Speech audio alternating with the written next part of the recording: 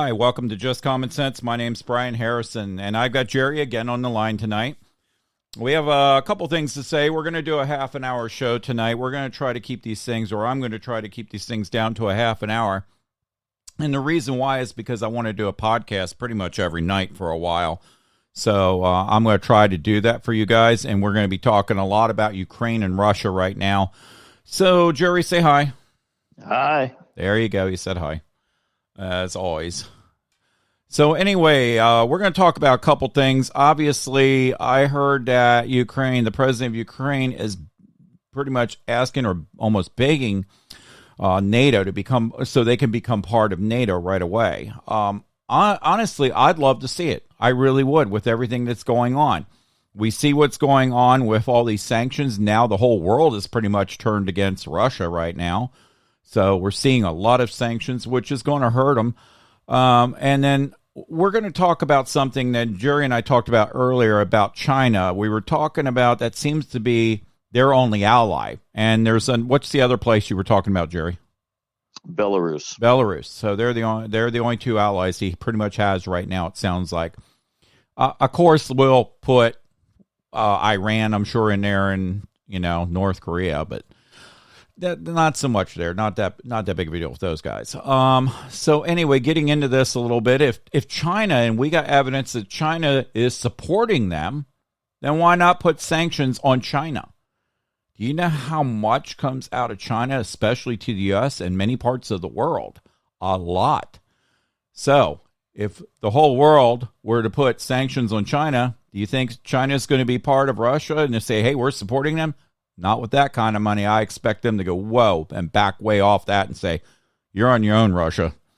So that's my thought. If you think about it, right now there's a lot of countries that are banning everything Russian. No airline flights in, no ships into the harbors, anything like that. Right. What if we were to tell any country that sided with Russia that we're going to do the same thing? If China, they're a big economic power, but what if all of a sudden China was told, hey, you are not allowed to send any items to the United States and nothing from the United States will come to you. Right. China would financially flounder. And the U.S. could exist without China, but China can't exist without the U.S. That's correct. Or what we could do, too, is we could even tell China, hey, guess what? All that debt that the U.S. has with China, where we owe China all that money? Yeah. Well, here's what we're going to do. We're going to figure out what all the damages are in Ukraine. And, for every country that backs Russia, we're going to give you an equal share of rebuilding Ukraine. So, like, for example, if China, however many $1 trillion we owe China, we just tell them, okay, well, it's going to cost this much to fix Ukraine. So instead of paying you back, we're going to fix Ukraine first. And then after we spend all our money fixing Ukraine, then we'll think about starting to repay you. Right. That's a great idea. That is absolutely a brilliant idea. And that's the things they should be thinking about right now. And the other thing we're seeing is obviously Russia's still allowed to deal with oil and fuel and all that. I'm like, come on. And they don't burn as clean. It's not even dealing with it. Well, we're buying it. We're buying it. And guys, we can create our own here. We can make our economy so much better by producing it, obviously, in Alaska. We could do it much cleaner. We can burn it much cleaner than Russia. We've talked about this. This is just common sense, guys, for all of you who are all into the global stuff. If you're into the global stuff, then ride a horse. Get out of the car if that's the case. Get out, quit taking transportation everywhere.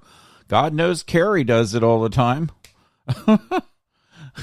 Well, not only that, but basically by us buying all the oil that we're buying from Russia, we're financing the invasion of Ukraine. That's true.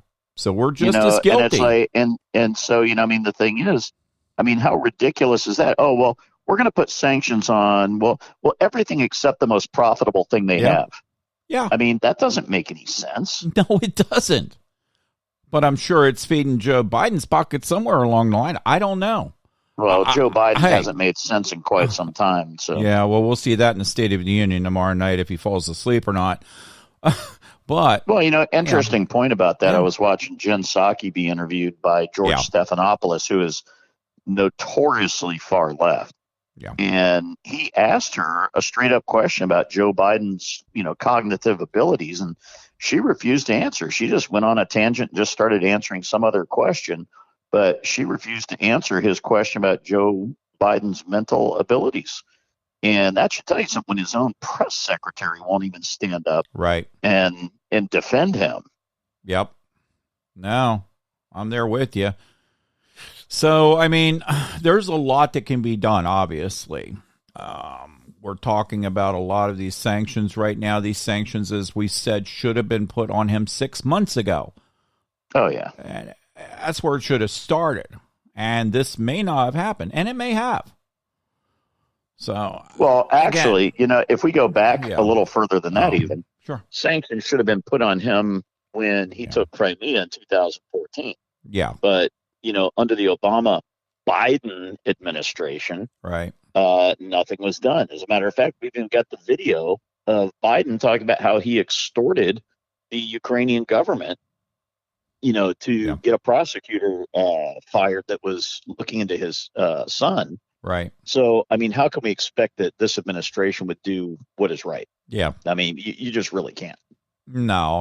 And we've seen so much failures of this administration. So I've never seen this much failure in any administration on history. Well, not in our lifetime, but if you think about it, this is very similar to Neville Chamberlain at the beginning of World War II, when he just let Germany roll into Czechoslovakia and didn't do anything to stop him. And then, they finally rolled into Poland and, and slaughtered the Poles. And, so the thing is, it's like you and I weren't alive back then. No. But if you look at it, this is Joe Biden is modern day Neville Chamberlain, except, Neville Chamberlain, wasn't the head honcho. He was the prime minister, but there was still the queen, over him. But Biden's the president, and he's pulling a Neville Chamberlain. Right. So we're going to talk about a couple other things. I want to get off that part of the subject. We're going to still talk about Russia, but we're going to talk about a couple things that I think the people of Russia should do. Because let me tell you, there are a lot of protesters in Russia and all over the world. There's a lot of protesters here, Russian protesters against their own government, what they're doing over there right now. And right now, he is going bonkers with this nuclear thing. It's just more of a threat, so we're hoping. We've seen this before back in the 80s, and when he was, what the Soviet Union did back then. It's tactics. That's what they do. And then we go into where we basically up our nukes, and it's more of a threat. So, and that's a good thing. It's not bad. So, and Jerry probably knows a little more about this than I do, but do we think we're going to get nuked? No. I mean, I've said that if Jerry and I have a little different opinion here. I said if this guy got backed in the corner, he might try to, and he might be a little crazy in the head. There's still talk about that. They're wondering because of his age what he's really thinking right now. But if that were to happen, I think his generals and everybody, he has to go through some actions to even get that to happen. I don't think they would let that happen anyway.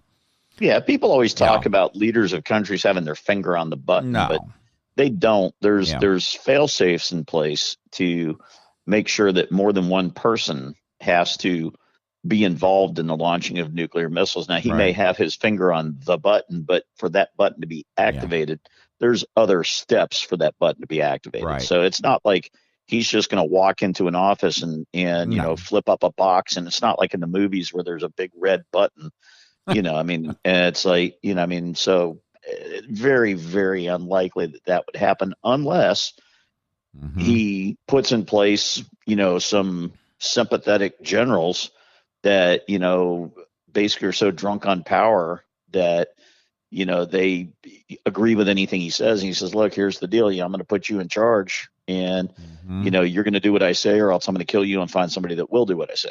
Right. And that's, now, is that likely? Not likely, but it's possible. Yeah, it is. And let's talk about their submarines out there. What happens if you get a submarine commander that goes with him on this. Well, again, submarines, there's more than one person on the submarine that has, the responsibility when it comes to launching nuclear missiles. Right. And so, I mean, you would have to have the whole, team of officers on board that submarine agree to it. Right. Right. And again, who knows what could happen there? Just you could get a bunch of kooks that could go crazy. But if that were the case, they may have done so already. I mean, they're going to be down there. They're going to be doing that. I don't think they want war either. They don't want this kind of war. Nobody's going to win that kind of war. Well, see, that's the thing. Nobody does win that kind of war. And the other thing is, too, that Putin is one of the wealthiest people in the world. And, he's got money. See, everybody thinks these sanctions are hurting Putin personally. They're not, because he's got money stashed everywhere. I mean, he is a very intelligent guy, and he's got money stashed all over the place. And if he were to, go nuclear, then what would happen is he'd have nowhere to go. And what I mean by that is not that the world would be destroyed, because I don't think that he would launch against the U.S. Right. But if he used nukes even just in Ukraine, basically there's nowhere he would go without being hunted down. So, right now he knows that even if he were deposed by his own people, that, he has money in so many different places. He could live a life of fabulous luxury anywhere, and he could afford the finest security. And, this guy, he would really, really, really, truly have to go off the deep end to do anything that stupid. And I don't think he will. I think he's bluffing. Hopefully he's bluffing, but I believe he is bluffing. And I believe so too, unless he's got some mental thing that they don't know about, which obviously with age and all that, but that's more than one person. Exactly. And that's, so we've moved from DEFCON 4 to DEFCON 3. Everybody gets that backwards. They think DEFCON 5 is the worst. No, DEFCON 1. And we've been here back in 9/11. We actually went to DEFCON 3. And Jerry can break that down a little more. We've been on DEFCON 4 for a while because everything going on with terrorists and all that. It's been we've been there a while. As I saw it yesterday morning, we were at DEFCON 4, but when he did this, it's standard procedure to go to DEFCON 3. Now, I found it interesting because, yes, it was done last in 9/11. DEFCON 2, when we went there, was back in 1962, I want to say. It had to do with the Cuba crisis when Russia was down there in Cuba. So that's the only time we went to DEFCON 2 that I'm aware of, and that would have been about it. So what's your thoughts on this, because Jerry? we've had no real threat to our sovereignty since World War II. Yep. And the DEFCON system didn't exist during that time. Yep. So since World War II, the Korean conflict was never a threat to the United States sovereignty. The Vietnam War was never a threat to the United States sovereignty. So, really to go anywhere above 2, the Cuban Missile Crisis was a threat to our sovereignty because they literally have, missiles, 90 miles from Key West and, 200 miles from Miami. Yes. And I lived there back then. Well, I would have been born. I wasn't born back then. I'm sorry. I wasn't born. My parents were there. But I just was born not much after that. But there were missiles right off the U.S. coast, and things were very tense between the U.S. and Russia. Yeah. But also, that was shortly after Castro had taken over Cuba, and things were still very, very unstable there. Yeah. And it's terrible because Cuba was a thriving country before Castro got involved. The United States and Cuba, there were all kinds of, it was like going to the Bahamas. Everybody wanted to go to Cuba. It was not far to get to. They were doing financially great, everything. But look what a communist person does. Our communist government does. They get in there, and guess what? The economy goes to hell. Are we seeing that in D.C.? Yep. Wait, did I say that? Are we seeing that? No. But no, I mean, that's just something. So, guys, when you see this, don't worry. Don't worry about it. Just be alert. Keep an eye out what's going on. And then if it goes to DEFCON 1, you're going to see me get in my car, and I'm going to head to the mountains as fast as possible. No, I'm kidding. Yeah, a lot would have to happen for It DEFCON 1. would definitely, but I definitely wouldn't be here. I'm getting out of the No. area.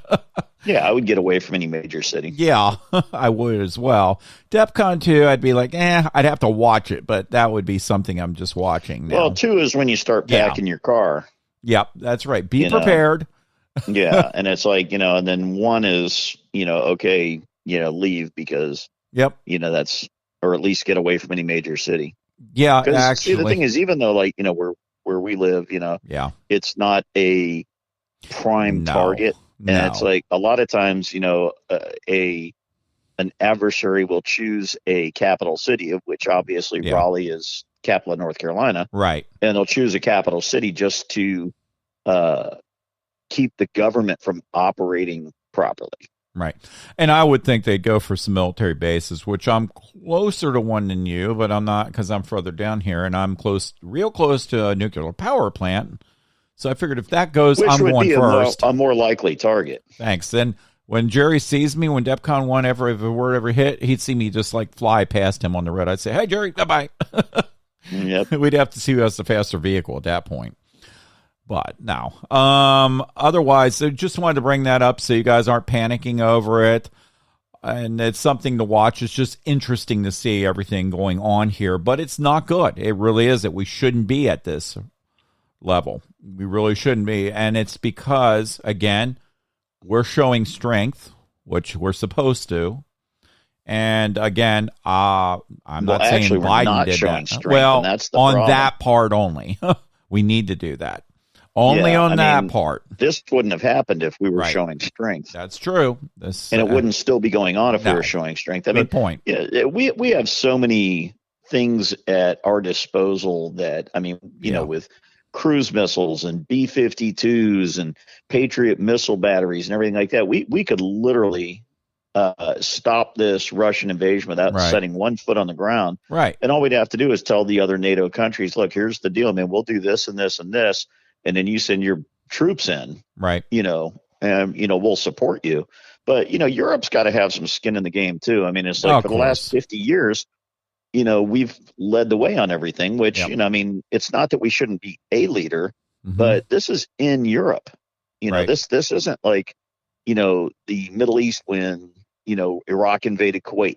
Yeah, when Iraq invaded Kuwait, it affected the whole world because of the oil supply. Right. But there was no European country that was directly threatened. Right. Right now with Ukraine, if Putin takes Ukraine, he's literally going to be, hundreds of miles closer to France, to Italy, to, all these other countries, Turkey. He'll be right across the water from Turkey. Yep. And so, this is what people need to consider in Europe. Is that if they don't stand up to this guy now and shut him down now, that once he gets into Ukraine and has even more petroleum reserves and also better access to southern seaports that don't freeze over in the winter, and then instead of having a buffer between him and Turkey, he'll only have the Black Sea between him and Turkey. And, that's what Europe needs to consider right now. And, the fact that the European countries aren't jumping up and down and screaming, about who gets to be first to send troops in just boggles my mind. I know. And I'm going to say it. I mean, Jerry and I both agree on this. We're pretty much there, as you just heard. I think we ought to be involved in this at this point. I think that definitely they should take the charge of it, like Jerry just said. But again, something needs to be done. I think, obviously, Ukraine should be part of NATO. I think they should go ahead and do that. We're seeing what's going on in Ukraine. And I think they should go ahead and say, that's it, and back off, or we're going to send troops in. And just do it. And that's it. And start protecting these people, because you're seeing a lot of things going on the news as far as videos and things like that, but you're not seeing what's on the ground. You're not seeing people actually getting slaughtered and murdered and all that from a lot of these soldiers out there. And it's bad. I mean, it's genocide and what's going on over there. And it's just something frankly, you one of the can't. things that they should do is the European nations should not only jump in and end this thing. Absolutely. But at this point, they should, because Russia should not be allowed to just say, okay, my bad, and walk away. Right. And, not be held accountable for what they've already done. Yes. So in my opinion, the first major penalty should be, and I'm talking on top of all the sanctions, should be, okay, you illegally took Crimea back in 2014. So Right. the starting point for negotiations should be Crimea's return to Ukraine. Yep. And then after that, whatever other penalties are deemed appropriate. But, to allow him to keep Crimea for any way, shape, or form, or for any reason, right, is basically rewarding him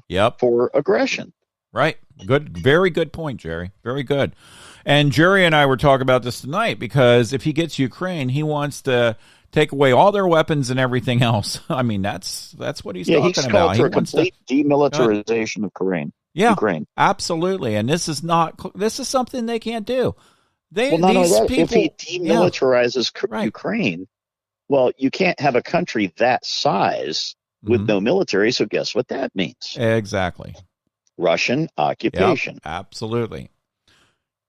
Now, you've got people that live in Ukraine, all these people, and they're still going to take pop shots at these Russians no matter what. This is going to be like guerrilla warfare on the streets for a while, because they're not accustomed of living like the Russians are, where they're, living in a so-known communist country. We'll say it's not like it used to be, because there's a lot of Russians out there in their own country right now who get to do a lot more than they used to. But he's trying to lock everything back down. He wants the old Soviet Union back. It's gone. It's erased. It's history. It's time to move on. Now, I want to say this. You've got the Russian people in Russia. I mean, obviously living there. A lot of them don't like what's going on. And, none of us are against the Russian people at all. We know what they're going through. Maybe it's time for the Russian people to go ahead and say enough's enough and turn on their own generals and stuff at that point and turn on him. Maybe that's what needs to be done. I'm just saying it. Well, you're not far off, because what's going on right now is very similar to what started the Russian Revolution in the early 1900s. Yep. And, so, when you look at that, is that the Russians were tired of seeing their kids coming back in bags from a foreign war. Right. And so now it's starting to happen again. And, except now, more people are, aware of what's going on. It's not just, people seeing their kid come home in a bag. They're actually able to, access the news and see what's going on. As a matter of fact, I got to tell you, one of the most brilliant things that I saw recently as far as a Ukrainian strategy. Ukrainian people fighting for their own country, and the president handing out the weapons and everything like that. That was important as well. But the Ukrainian government has done this brilliant thing right now, where what they're doing is they have opened up a website wherein the mothers in Russia can check on their own kids and see if their kids have been killed or captured or anything like that. Well, think how brilliant that is from a strategy standpoint, because now the Ukrainians get some mother that says, "Oh, my son, so-and-so, he's from this village here, and his specialty is he's a tank driver." Yeah. And so now the Ukrainians know, what people and what type of units and what their specialties and skills are. Yeah. And that's intelligence that they can use to figure out who's where and who's coming in. Yeah. And so that was a brilliant strategy by the Ukrainians. Yeah. No, I agree. And when it comes down to it, you're always going to have somebody take charge on this and start doing this. If that were to happen in Russia and they were to start overthrowing their own government, generals and Putin and all that, I'm just saying it's possible. Well, and that's possible, but the hard part of that is... go ahead, because it's just going to be it is very hard. Go ahead. Well, the hardest part is that right now, everybody's looking at what's going on in Ukraine, and they're like, well, his military is focused on Ukraine, but not really. Only a portion of the military is. And so, that's where, the Russian people, they would have to start from within the government. They would have to get some government officials on their side, but that's not impossible, especially when something... Because when you look now, if you think that the sanctions, the financial sanctions are stiff and strong, and and everything like that right now. Wait till these people can't get food or can't get clothing, because even though Russia's a country that produces quite a bit of their own stuff, there's a lot of stuff they don't produce, and now they've been cut off from foreign banking systems, and so when you look at what's coming into Russia right now, very little is coming into Russia, and they're not going to be able to sell their goods outside of Russia. As a matter of fact, I was reading a thing today about people are dumping their Russian vodka into the drain and buying Ukrainian vodka. Yeah, that's happening in a lot of states right now. Yeah. I saw that. Okay, guys, so we're getting down to about 4 or 5 minutes, so I want to go into another thing. Anything else on that, Jerry? No, I think that, so many people are watching the news and paying attention to what's going on that, most people are aware of some of the stuff that we're talking about. Of course they are. But, hopefully we're giving, birth to some thoughts in people's heads about, some of the things that are going on. Depends to what news source you're listening to. And the one thing, and we're going to make this quick, I saw it and I've seen it. First thing, the Democrats, and this is a sad part, this is what we call unity. We all should be together on this. But the Democrats started yelling right away, oh, it's Trump, it's this, it's that, instead of just saying we need to pull together. Now, again, some of us Republicans, I'll admit it, are saying, Joe's wrong in certain points he's wrong in a lot of points. But when it comes down to cutting the oil out, we should produce our own oil here. This wouldn't even have started, if a big part of it, if he didn't lift sanctions off Russia in the first place. That's something that was put back in place, I think, when Trump was in. Yep. Well, but we lifted sanctions and it cut our oil production. Right. And we were our gas prices were lower and all this stuff. And he's so worried about this green factor, which really isn't changing anything. Russia's producing oil. They're producing probably more than what we were back then. And now, guess what? They don't burn as clean. I said it a million times. The Earth is a round globe. Guess what? It doesn't stay in Russia. It goes around the whole planet, so it wouldn't be any different, except if we were doing it, it would be cleaner, it would be much safer. So that's what I'm going to say about that. And our economy would be better, and gas prices would be much lower. Think about that for those of you who voted for this guy. So when you look at that pump station, one other thing on the fossil fuels, and this is something a lot of people don't consider. That with fossil fuels, if we get rid of fossil fuels and we go to a predominance of solar, all right? Yeah. What happens when there's something like a volcano that puts ash in the air and blocks out the sun? What happens when there's a bad weather pattern for, say, 2 weeks of rain or snow or just cloudiness or something like that? Yeah. And you can't get your charge of solar and you can't properly power things. I mean, it's like, so people don't even think about that. Yeah. It's true. All right. We got about 2 minutes left. I'm going to go ahead and say one thing. Yes, he's having State of the Union tomorrow night. Let's see what happens there. Let's see if he stays awake, falls asleep, and what he's going to be talking about. It will be interesting. Very interesting. And let's see who he blames for everything instead of himself. Well, that's the thing. He's not going. No. It's not even that he won't accept blame for himself. He's going to cast blame every direction but himself, because he just does not have the capacity to even admit that he's ever done anything wrong. Correct. And we're going to talk real quick, because guess what? They decided all of a sudden, as of today, I believe, or today, I think it was, hey, let's get rid of masks in the White House and all. You know why?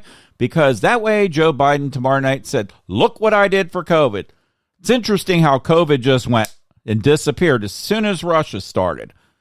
Just disappeared. And when the truck drivers started. Mask mandates going away, vaccination mandates going away, all of that. He's going to claim victory, even though more people have died of COVID under him than under Trump. Correct. And the truck drivers are driving somewhere. We don't know where exactly. We have a feeling it could be up there. Again, good for you, truck drivers. Jerry just saw a clip where they were 30 miles. Is that correct, Jerry, you said? One of the convoys. There's like 3 or 4 convoys out there that are supposed to all mix together at some point. That just one convoy was estimated at 30 miles long going through Oklahoma. Wow, that's a lot. And you know what? It's just going to get bigger, and people are celebrating on bridges and everything else. Well, yeah, and the mandates are stopping all of a sudden, aren't they? Interesting. part of it's got to do with the truckers, and I commend the truckers for doing that. And Joe Biden will say, oh, look what I did, and take credit tomorrow night. No, don't give these guys credit. Remember what they did. Remember in 2022 who to vote for. Don't go, well, you know what? Maybe they thought about it. Maybe they did do this. No, they didn't. Remember, they just want power. We're seeing a lot of it right now. Okay, and then that's pretty much it. Anything else, Jerry? I think we're it. Nope, I think that's good. We are down to 30 minutes and 20 seconds. How you like that, guys? So tomorrow night I'm going to have another podcast because we're going to have a lot to talk about. Jerry, some nights will jump in. We'll see if anybody like Jose wants to jump in and other people. So as always, go to my website, www.just-commonsense.com. Again, www.just-commonsense.com. Scroll down, join my YouTube, go ahead and go to my podcast and join that. I'm on Apple, Spotify, everywhere. And as always, I want to thank our law enforcement for everything you guys do. We're really proud of you. And again, we know the truck drivers are going to be around, say, D.C. That's the rumor. They are not there to cause any violence. We know that.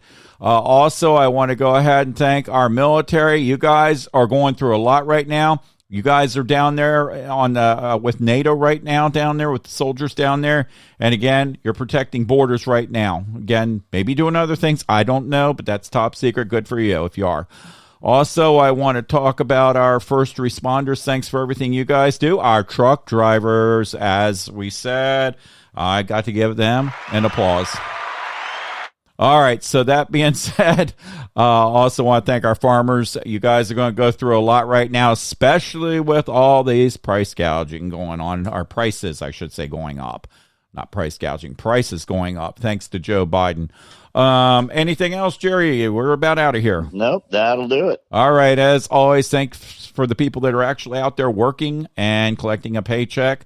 And also, God bless you. God bless America, and God bless the Ukrainians and the rest of the world right now, and the Russian people, what they're going through as well. God bless you. Have a great night, and I'll talk with you tomorrow. Take care.